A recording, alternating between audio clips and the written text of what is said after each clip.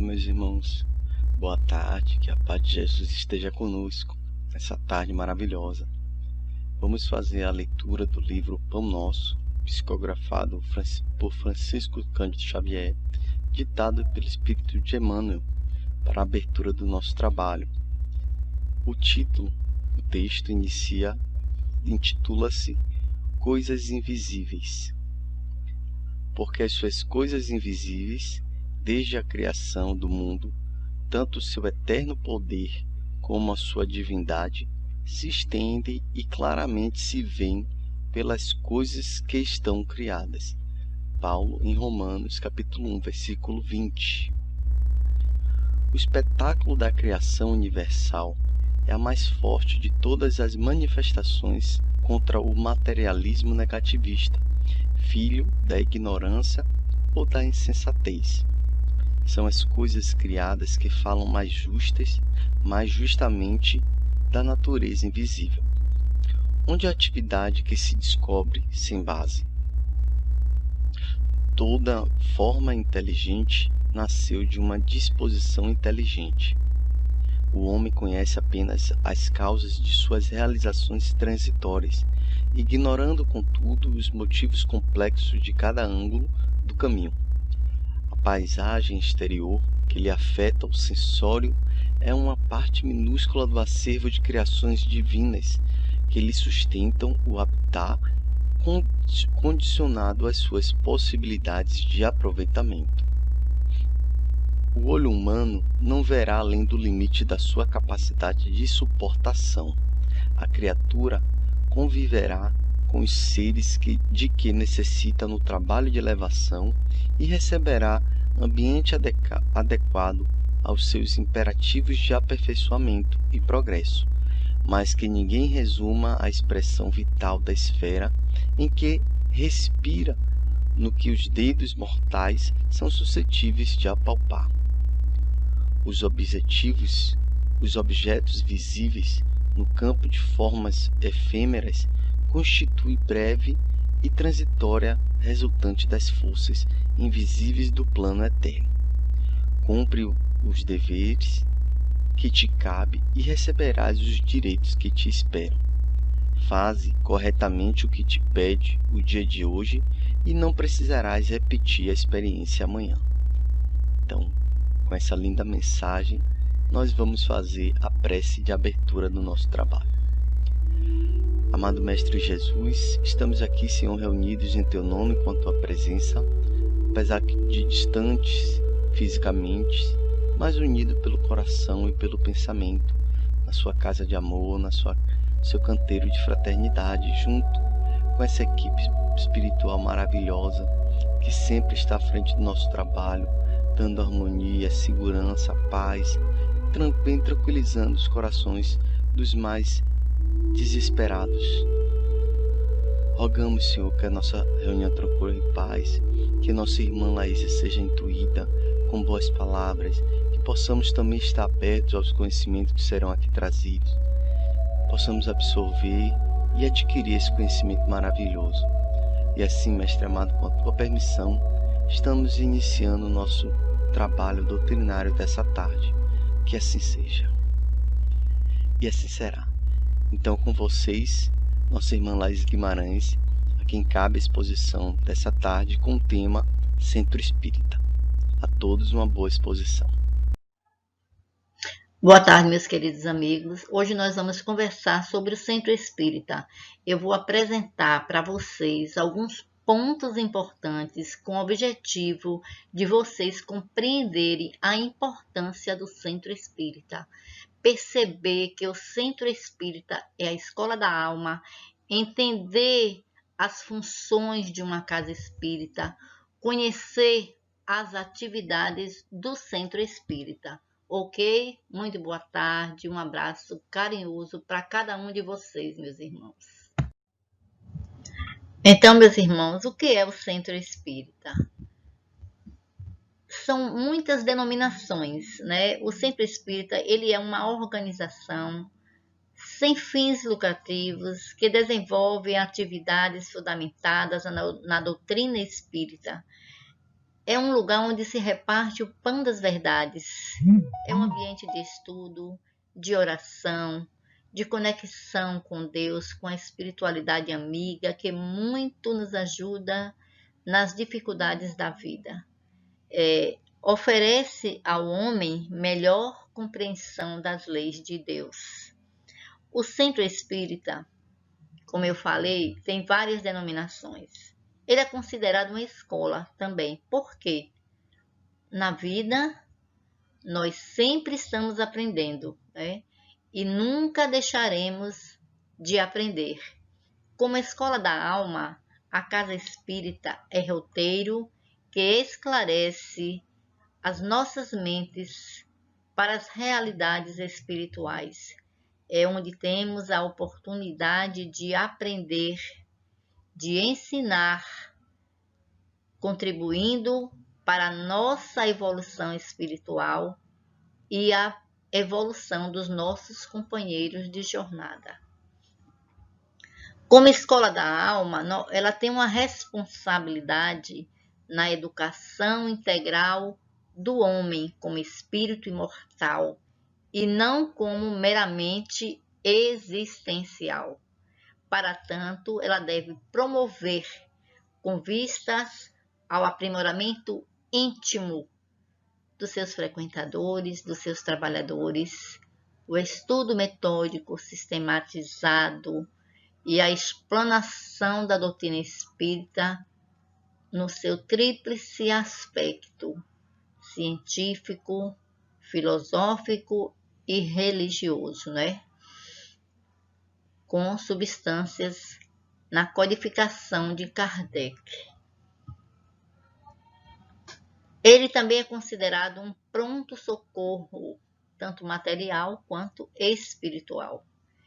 Em nenhum momento pode o Centro Espírita descuidar-se do atendimento de todos aqueles que o procuram em busca de orientação, em busca de socorro para os seus problemas, sejam materiais, morais ou espirituais. É um pronto-socorro, né, tanto material quanto espiritual. É também considerado hospital. Ele funciona como hospital na medida em que busca oferecer atendimento aos carentes, sem competir com a medicina terrena. É hoje um pequeno, mas expressivo posto de auxílio, com a supervisão e com a cooperação de um vasto corpo de colaboradores. Então, nós ainda somos espíritos imperfeitos, por isso, ainda somos doentes da alma, necessitados de auxílio para o reequilíbrio, né? Através das terapias realizadas, através do passe, da água fluidificada, do tratamento espiritual, pelo trabalho de iluminação de consciências, através das palestras, das leituras, dos seminários, pelo acolhimento. O Centro Espírita também é comparado a um lar. Por quê? Porque ele recebe a todos que o procuram com o mesmo carinho, com a mesma fraternidade, sem distinção de raça, de cor, de classe social, de religião, né? Com o mesmo amor, com o mesmo respeito, será possível superar divergências que porventura venham a aparecer. Então, ele também é um núcleo de assistência material. E, em nome do amor, ajuda a saciar a fome, né? a nudez, a dor, distribuindo bondade, sem preconceitos e sem interesses. Então, como templo, o Centro Espírita deve ser um espaço de amor, de solidariedade, que deve primar pelo respeito, pela reflexão constante, porque nele os indivíduos devem se sentir acolhidos, aceitos integralmente, né? Nele não deve existir preconceito que caracteriza o ser humano, deve ser extinto. O respeito deve se caracterizar com a máxima maior dos seres humanos, que é o amor. O centro espírita, ele tem uma missão nobre, digna, edificante.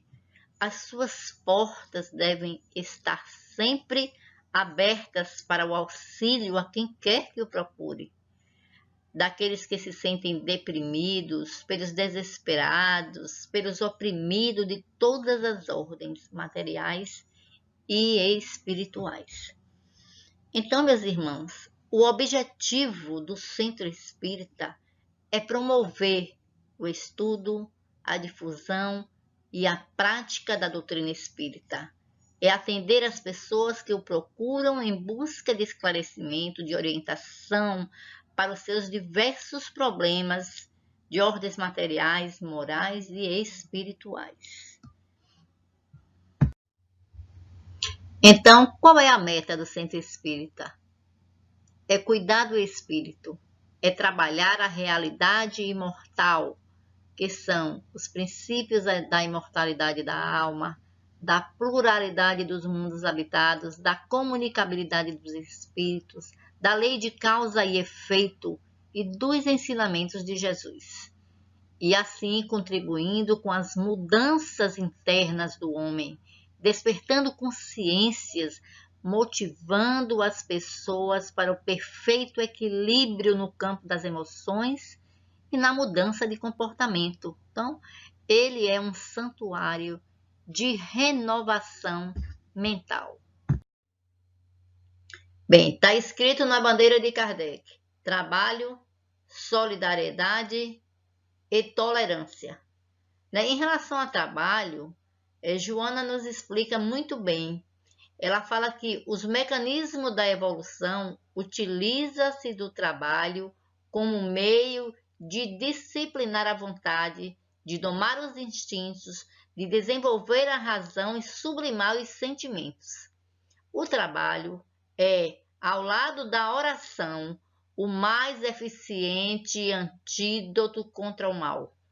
Joana nos diz que o momento mais perigoso para o cristão decidido é o momento do ócio, né? O ócio, ele faz crescer o mal, as inquietações, os medos.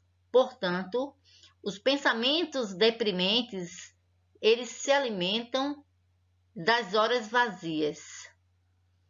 Em relação à solidariedade, né?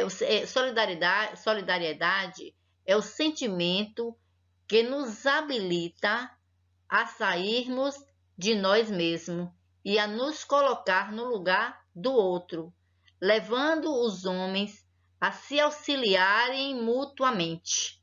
Então, quando compreendemos que isoladamente não conseguimos verdadeiramente vencer e que juntos somos melhores e muito mais sábios do que cada um sozinho, então teremos finalmente aprendido que a solidariedade beneficia tanto aquele que a pratica como aquele que a recebe. Em relação à tolerância, tolerância é a capacidade de uma pessoa aceitar o outro que tem uma atitude diferente da sua, né? É conseguir com que o outro tenha a liberdade de expressão.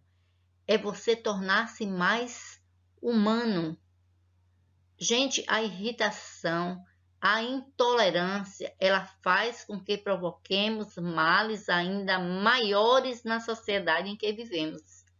Precisamos entender que são os pequenos desentendimentos que muitas vezes geram os grandes conflitos da humanidade.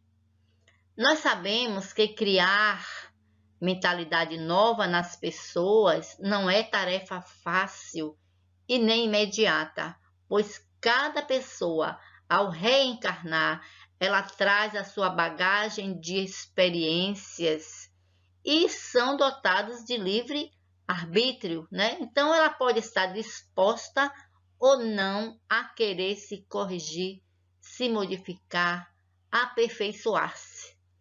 O centro espírita, com seus ensinamentos, com as suas práticas, vai aos poucos conseguindo sensibilizar, motivar as pessoas a fazerem a reforma íntima, né? A mudança de hábitos negativos, que é um fator básico do progresso do ser humano.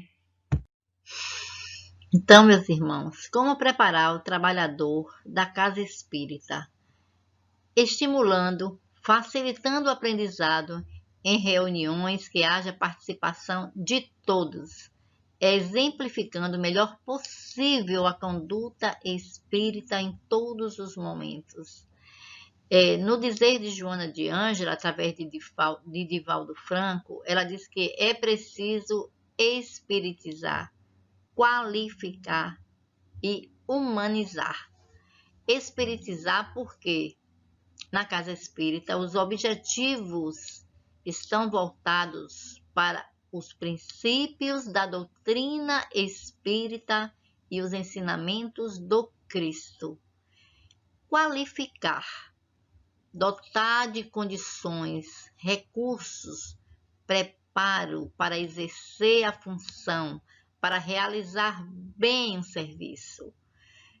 Como eu já expliquei anteriormente, né? Um tesoureiro precisa saber contabilidade, o passista precisa conhecer de fluidoterapia, o expositor precisa conhecer a doutrina espírita, ter didática para dar uma aula, boa vontade só não basta, é preciso conhecer para fazer bem feito o que se propõe a fazer. Então, humanizar. Quando ela fala em humanizar, então, para que cada tarefa seja realizada, dando-se a atenção sempre ao aspecto humano, não de modo rotineiro nem insensível, né? Se conscientizar, se qualificar, mas se não possui o sentimento de humanidade, se não tem o ideal de ajudar, não será possível servir com amor. Bem, agora eu pergunto, quem são as pessoas que procuram a casa espírita? Sabemos que vivemos em um mundo ainda de provas e expiações, onde impera muita mágoa, muitos prantos, muita dor. Então, a maioria de nós busca a casa espírita pela dor. Não são todos, né? A minoria já busca em prol de conhecimento, de respostas para os seus questionamentos. Mas a maioria realmente vem pela dor. Então, buscando ajuda, esclarecimento, a procura de soluções para os seus mais variados tormentos. Alguns, na maioria das vezes, até é o último recurso de socorro, a última porta a bater. Então, as pessoas buscando consolação com a alma despedaçada, pela perda do ente querido, né? Pela lacuna que deixa, pelo sofrimento, pelo não entendimento.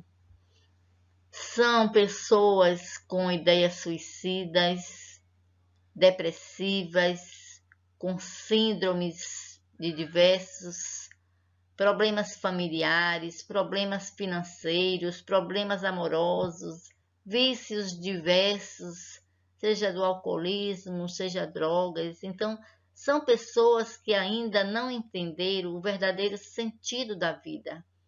É necessário entender melhor o mecanismo da vida. Quando se entende que só terá paz e equilíbrio quando a gente se esforça para seguir os exemplos de Jesus na prática da caridade, da fraternidade, da solidariedade, Então, devemos e precisamos buscar respostas àquilo que nos perturba, àquilo que nos faz sofrer. E o papel da casa espírita é colaborar nesse sentido. Então, mas de qualquer forma, a casa colabora, mas cada um deve buscar a sua felicidade, se esforçar. Eu vou dar um exemplo aqui. Se um alcoólatra, ele procura o centro espírita porque ele está com uma crise hepática, então pouco valerá somente cuidar do seu fígado. É indispensável ajudá-lo a superar o seu vício, senão o físico nunca vai melhorar, né? Ele vai dar aquela melhorazinha, ele vai tomar um medicamento, mas depois ele vai retornar com o mesmo problema. Então, o importante é ajudar o indivíduo a superar o seu vício. Então, conta-nos Divaldo, em uma de suas inúmeras palestras, que uma senhora chegou até ele e perguntou: Divaldo, qual seria o meio mais eficaz para afastar os maus espíritos? Então Divaldo respondeu: por que afastá-los? Afaste-se você deles, mudando seu padrão vibratório. Então, se uma pessoa está envolvida, né, por espíritos que o atormentam com ideias e sentimentos infelizes, será importante tentar afastá-los simplesmente? Não, porque eles podem voltar. A gente precisa ajudar a pessoa a se melhorar, a modificar o seu padrão vibratório com assimilação do conhecimento renovador, onde ele próprio vai poder se libertar. Bem, eu gostaria de trazer para vocês também um outro questionamento que eu acho muito importante. É a responsabilidade dos frequentadores na casa espírita, né? A responsabilidade é só do trabalhador? Não. As pessoas, elas geralmente buscam a casa espírita com o objetivo de encontrarem a solução para os problemas que os afligem, sejam eles de natureza física, espiritual, moral. Então, algumas dessas pessoas, ao se sentirem com seus problemas amenizados, elas às vezes desaparecem do centro ou depois podem voltar com outros problemas. Mas algumas pessoas, né, a minoria, elas tornam-se frequentadores assíduos, alguns passam até a fazer parte de atividades oferecidas pela casa. Né? Temos reuniões de estudo, de assistência social, material aos menos favorecidos. Mas assim como é dever do trabalhador espírita nesses dias ter uma disciplina maior para o atendimento aos necessitados num ambiente harmonioso, os frequentadores também têm responsabilidade no bom andamento das atividades desenvolvidas, né? Bem como no ambiente espiritual nesses dias. Geralmente os frequentadores, os iniciantes com pouco ou com nenhum conhecimento doutrinário, eles julgam que a tarefa de assistência espiritual cabe inteiramente aos trabalhadores da casa, e que lhe cabe aguardar o momento de serem atendidos sem nenhuma contribuição individual neste processo. Engana-se quem assim pensa. Uma reunião cujo objetivo principal seja o de assistir espiritualmente os que necessitam, sejam encarnados ou desencarnados, contando para isso com o auxílio da equipe dos bons amigos espirituais, assemelha-se a um grande concerto musical, onde os músicos, os instrumentos, o maestro, por melhor e mais capacitado que seja, não conseguirão realizar se a plateia for inquieta, indisciplinada e desatenta. Então, deve-se ter cuidado com a vestimenta, né? Porque nós não estamos indo a um clube, à praia, né? Nós precisamos ter o cuidado de desligar o celular, de não ficar usando o celular em uma palestra pública. Então, quando os participantes chegam às reuniões públicas, encontram um ambiente com uma música suave, né, convidando ele a um recolhimento interior, à prece. Mas tão logo começa a explanação, muitos não conseguem permanecer durante meia hora com a atenção voltada para o expositor, né? E nem o tema abordado às vezes chama atenção. Acabam fechando os olhos e dormindo profundamente. Alguns até pelo cansaço, outros pela falta de interesse nessa explanação. Infelizmente, né? Então, com essa postura, às vezes eles passam anos ouvindo reuniões sem se preocupar com o que acontece ao seu redor, sem oferecer nada de si aos demais, que muitas das vezes necessitam mais até do que eles. Então, tais pessoas não demonstram comprometimento algum, nem com a doutrina, nem com a casa que te acolhe e nem com os demais participantes. Nós precisamos entender que a união de intenções só se caracteriza quando todos direcionam seus pensamentos para o mesmo alvo. Então, que uma oração em conjunto terá resultados notáveis, mas quando todos estiverem compenetrados do mesmo objetivo. Então, para estarem reunidos em nome de Jesus, não basta a presença material, né? É necessário que esteja presente espiritualmente, pela comunhão de intenções e de pensamentos voltados para o bem. Então, não é maior e nem menor o número que atrai os espíritos, pois, se assim fosse, ele poderia ter dito, em vez de 2 ou 3 pessoas, ele poderia ter dito 10 ou 20, né? Mas o sentimento de caridade que os anima reciprocamente.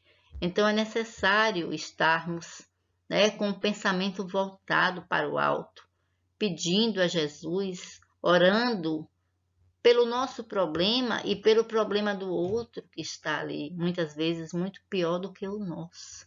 Então, cabe aos responsáveis de reuniões esclarecer os participantes para aprenderem que a presença compenetrada e responsável por parte de todos é igualmente importante e fundamental para o bom andamento da assistência espiritual a ser oferecida aos presentes. Então, meus irmãos, muitas vezes em uma reunião, em uma palestra, né, pública, é realizado curas, cirurgias ali, que só quem percebe é quem tem a mediunidade de visão. Então, vamos estar atentos. Bem, meus irmãos, outra coisa importante que a gente precisa abordar nessa palestra do Centro Espírita são os melindres na casa espírita. Então, melindres quer dizer facilidades de se magoar. O melindre, geralmente, ele é um vírus da discórdia numa casa espírita. E a causa é o orgulho, a insegurança, é baixa autoestima. Então, ele geralmente ataca sorrateiramente a todos aqueles que, invigilantes, dão mais valor a si próprio, né? Até o amor próprio tem limites, ele não pode superar o limite do razoável, minha gente. Quando passamos a nos julgar superiores mais do que os nossos irmãos, nós estamos avançando para a vaidade, para o orgulho, para a falsa superioridade. Então, ao atingir esse estágio perigoso, todas as ideias, observações ou palavras de nosso semelhante que são contrárias ao nosso ponto de vista, nos machuca muito. Então, não admitimos ser contrariado, não aceitamos opinião diferente da nossa, nos enchemos de mágoa, de não me toques. E o pior é que isso nos entristece, nos tira do equilíbrio, né? Traz consequências físicas. A mágoa, ela destrói as nossas resistências orgânicas. O melindre é causa de muitas discussões que podem ser evitadas. Basta uma atitude de tolerância, de compreensão.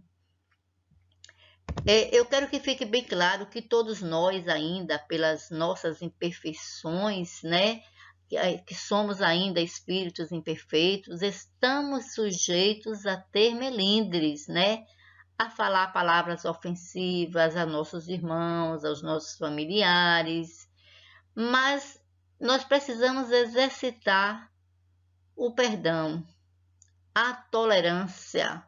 Então, esse é o melhor remédio para a manutenção da nossa paz. E o que é que acontece com os melindres, né? Muitos vão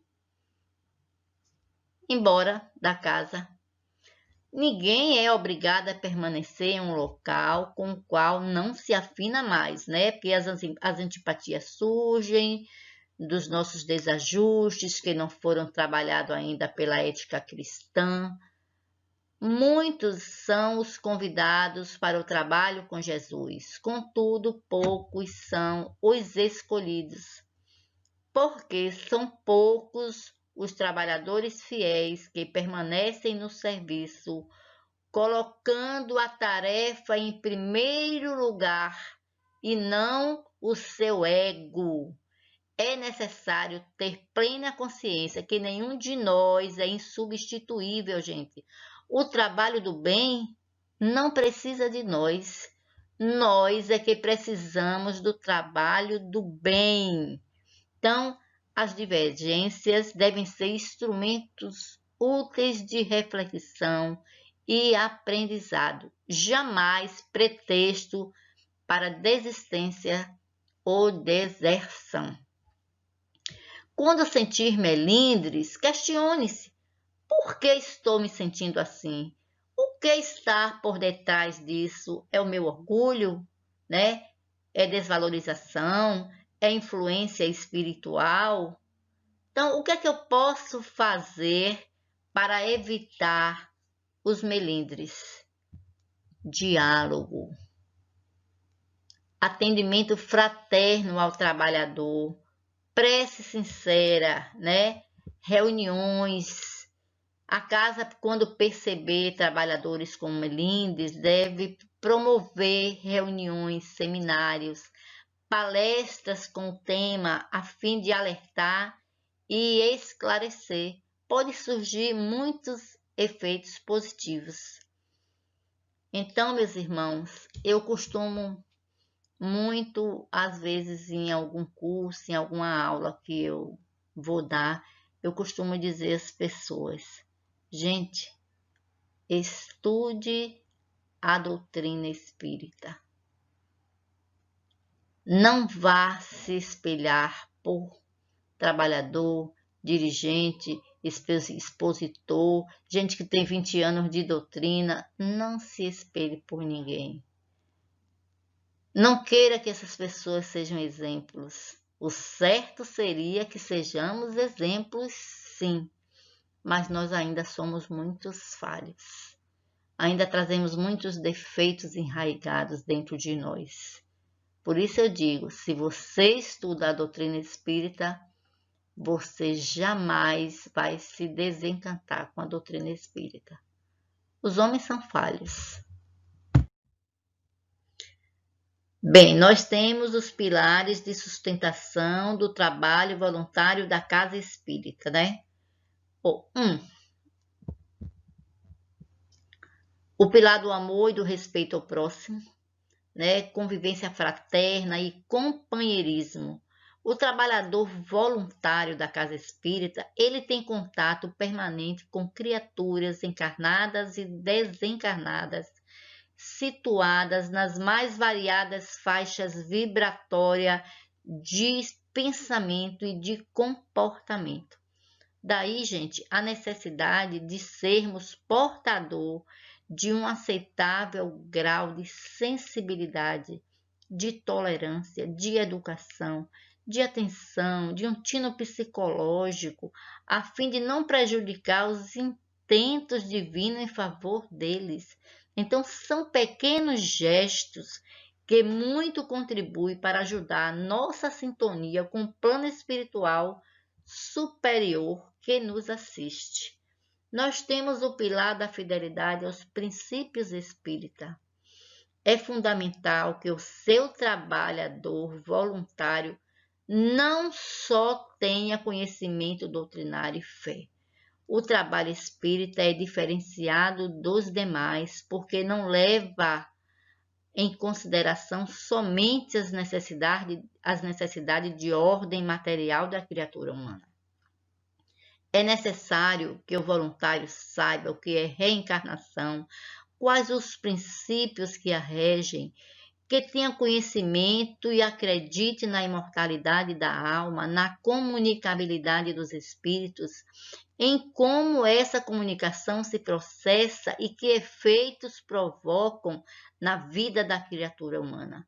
Que tenha fé em Deus, em sua bondade, misericórdia e justiça, né? Para melhor entender as desventuras com que se deparar ao longo do seu trabalho, que tenha ética, fidelidade aos princípios doutrinários e espíritas. Nós temos o pilar da convivência fraterna e companheirismo. Jesus, com seu exemplo, nos ensinou que o trabalho na seara divina não dispensa a participação de ninguém que esteja imbuído de boa vontade e sintonizado com os propósitos divinos. Para cumprir sua missão, ele poderia cumpri-la sozinho, mas em sua bondade, em sua sabedoria, ele optou por partilhar com seus irmãos de ideal. Então, assim deve ser a casa espírita, pois todos que nela se encontram são irmãos que abraçam a mesma fé, dispostos a seguir as recomendações da vida eterna trazida pelo Cristo. Uns já estão mais amadurecidos que outros, mas todos desejosos de crescimento espiritual. Então, que o nosso proceder no desempenho da nossa tarefa seja de companheirismo, de compreensão com as limitações do outro, seja de compartilhar, dividir. Nós temos o pilar do amor ao trabalho. Não podemos nos esquecer que Jesus espera de cada um de nós misericórdia, compaixão com a dor e o sofrimento alheio e gestos conscientes de amor ao próximo, Isso exige que nos eduquemos os sentimentos, que avaliemos a nossa postura ética, como estamos nos relacionando com os nossos semelhantes, principalmente os mais próximos, como está o nosso comportamento na vida. Então, como espíritas, é fundamental que saibamos adequadamente nos desviar das pedras que vão surgindo no nosso caminho, contornando-as ou removendo-as. Então, nós precisamos ter o pilar da presença, porque quem se dispuser a trabalhar na seara espírita deve planejar o seu tempo de modo a que não venha prejudicar na condução das suas outras atividades. Atividade com a família, com o trabalho que vai gerar o seu sustento, e também para que a tarefa ao qual participa no movimento espírita não venha a sofrer nenhum tipo de prejuízo. Então, É imperativo que haja tranquilidade e satisfação por parte do trabalhador voluntário, principalmente no desempenho da sua tarefa. É importante que, mesmo que seja pouco o seu tempo disponibilizado, mas que gere bons frutos, né? É importante assiduidade, responsabilidade. São duas condições que não podem faltar.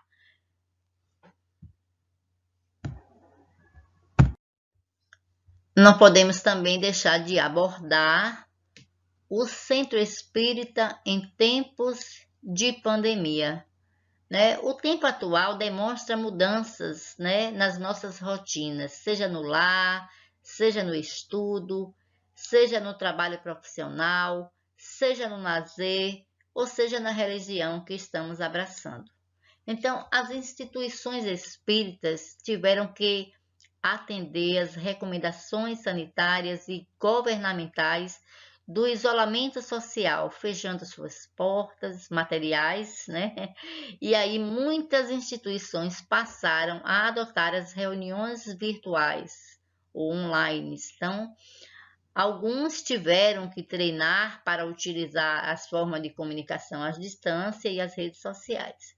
Nesse momento de confinamento, os nossos dramas aumentaram, né? Porque se olharmos do ponto de vista dos sentimentos, nós estamos muito doentes ainda.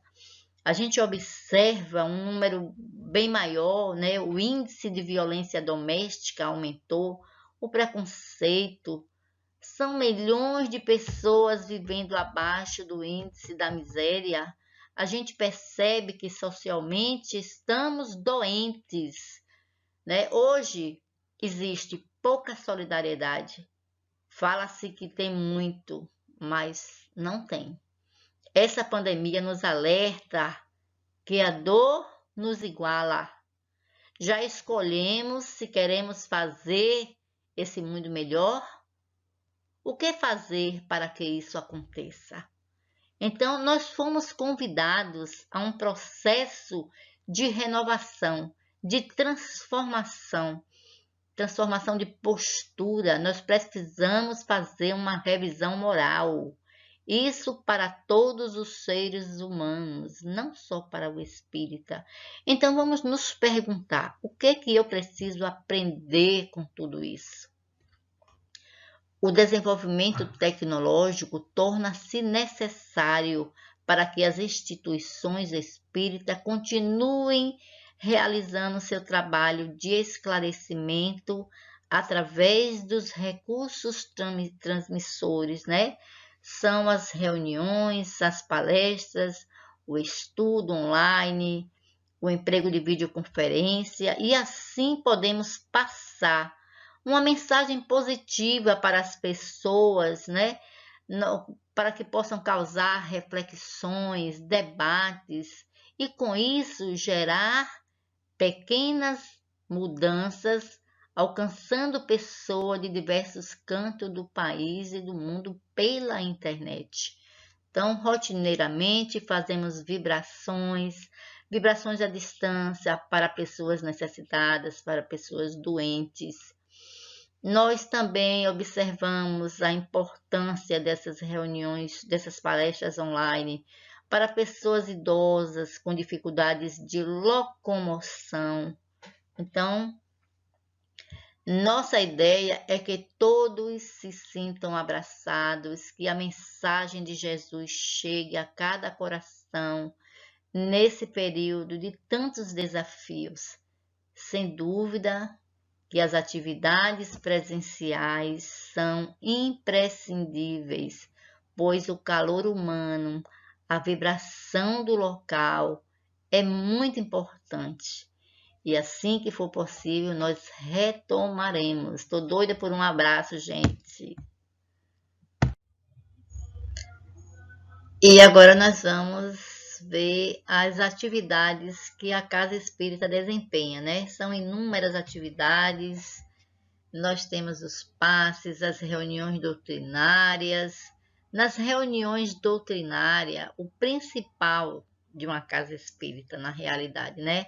o ser humano só consegue libertar-se dos seus vícios morais ou materiais quando se esclarece dos malefícios que os mesmos trazem para a sua existência.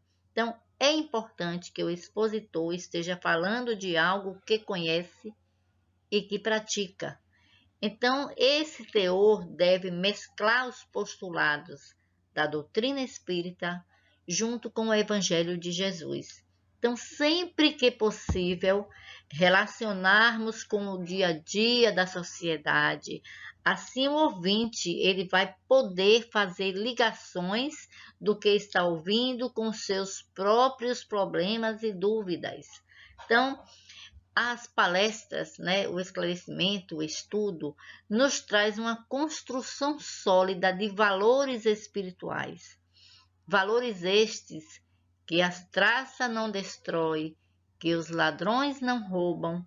Então, a doutrina nos auxilia a enxergar os nossos pendores mais íntimos e pessoais, auxiliando-nos na construção do homem novo e nos despojando do homem velho. Então, aquele que nos acompanha já durante muitos séculos, né? Que já se instalou dentro dos nossos sentimentos, tomou conta do nosso coração, gerou graves desajustes no nosso cotidiano, na nossa vida cotidiana. Então, agora com essa doutrina de paz e de esclarecimento, de esperança, vamos deixar de lado esse homem velho, cheio de vícios, de desequilíbrios, e vamos construir bases sólidas e seguras neste homem novo, né? No verdadeiro homem do futuro, mais sensível, verdadeiro, dotado de sentimentos nobres, né? Marcado pelo respeito, pelo amor, pela solidariedade. Então, a doutrina espírita nos auxilia na compreensão da vida dos seres humanos, nos conflitos, nas dificuldades, necessidades íntimas de cada um de nós. Ela nos força a reflexões, a transformações, mas deixa claro que todo ser humano são seres em evolução e, como tal, dotado de livre-arbítrio, que nós somos relativamente livres para escolher os nossos caminhos, né? Mas nós devemos saber que a responsabilidade pelas nossas escolhas são nossas. Então, nós temos o atendimento fraterno, né? As entrevistas, que visa orientar e ajudar espiritualmente as pessoas detentoras de problemas dos mais graves, né? E, quando necessário, submetê-las a um tratamento na casa. É um trabalho realizado por trabalhadores experientes ou um médium devidamente preparado que poderá detectar já durante a entrevista se há ou não influência espiritual atuando junto ao ser. Então, ele vai ser orientado sobre as atitudes a serem tomadas, sobre o tratamento que deverá fazer na casa. Então, importante que tenha-se, em primeiro lugar, esse trabalhador, amor, solidariedade para com aqueles que buscam a casa espírita, tentando encontrar consolo rumo à sua vida. Então, o atendimento espiritual na casa espírita é uma atividade que é caracterizada pela ética, né? Pelo diálogo fraterno, pelo acolhimento amoroso, né? Pelo consolo, pelo esclarecimento seguro, pela orientação adequada para todo aquele que chega em busca de auxílio, através do compromisso e da responsabilidade de todos que realizam o trabalho. Então, é importante que todas essas informações prestadas pelo entrevistado, né, ao atendente, serão altamente sigilosas, né? As fichas que contêm as anotações sobre a situação, sobre a vida particular da pessoa, vão ficar em um fichário sobre a responsabilidade daquele que participa da entrevista. Então, caso haja a utilização de um médium verificando a atividade espiritual ao lado do atendido, possíveis manifestações de espírito não vai acontecer na presença do necessitado, para evitar possíveis distúrbios psíquicos ou impressões indesejadas daquele que não tem conhecimento dos fenômenos. Nós temos as reuniões mediúnicas, que são de salas fechadas, que participam os orientadores, os médios, as pessoas com mais capacidade de sentir a influência dos espíritos, são os doutrinadores. Nós temos os tratamentos espirituais. Bem, meus irmãos, para finalizar essa conversa de hoje, eu quero dizer que eu tenho uma gratidão imensa com a Casa Espírita Canteiro de Fraternidade, que me acolheu e sempre me ajuda a ser uma pessoa melhor. Agradecer ao nosso querido professor Benedito, fundador desta casa, junto com tantos outros, pela perseverança, pela fé nos irmãos espirituais, fazendo com que hoje nós tenhamos mais um ponto de luz sobre a Terra e pela tarefa que nos concedeu junto a esta casa, que nos proporciona evolução através do estudo e do trabalho. Segundo Herculano Pires, se os espíritas soubessem realmente o que é o centro espírita, qual a sua função, o seu objetivo, o espiritismo seria hoje o movimento cultural e espiritual mais importante da Terra. Divaldo Franco, em uma de suas palestras, ele diz que o centro espírita foi colocado na Terra para servir de fronteira entre a ignorância e o esclarecimento, e que ele é um farol nas trevas da ignorância humana. Então, vamos agora agradecer. Eu espero que tenha colaborado para que vocês possam entender um pouco mais sobre o que é o centro espírita. Então, Senhor, que não percamos, Senhor, a oportunidade de treinar as nossas virtudes básicas que aprendemos. Inspira-nos a humildade a fim de não nos distanciarmos nas ilusões externas. Ilumina as nossas mentes e esteja conosco. Conceda-nos alegria constante no serviço. Ajuda-nos a ter mais saúde mental, equilíbrio e paz. Esteja conosco, Senhor, para que possamos compreender esses momentos de transformação. Boa noite a todos e muita paz com Jesus. Após essa magnífica exposição, nós iremos agradecer com a prece de encerramento. Amado Mestre, gratidão, Senhor, pela palestra que se transcorreu em paz, em harmonia. Agradecemos os conhecimentos que aqui foram trazidos, as energias que foram trabalhadas durante esse trabalho, que com certeza muito salutares foram. Agradecemos sempre a companhia, a proteção, o acompanhamento, a iluminação, as intuições. Que possamos, Senhor, continuar vibrando nessa energia, vibrando com esses pensamentos positivos e sempre comungando com a sua presença, Senhor. E assim, Mestre amado, com a tua permissão, estamos finalizando nossa doutrinária dessa tarde. Que assim seja. Então, a todos meus irmãos, uma boa tarde. Que continue desfrutando desse clima de paz, de harmonia, de muito amor, muita caridade. Que Jesus te abençoe e te proteja sempre. assim seja.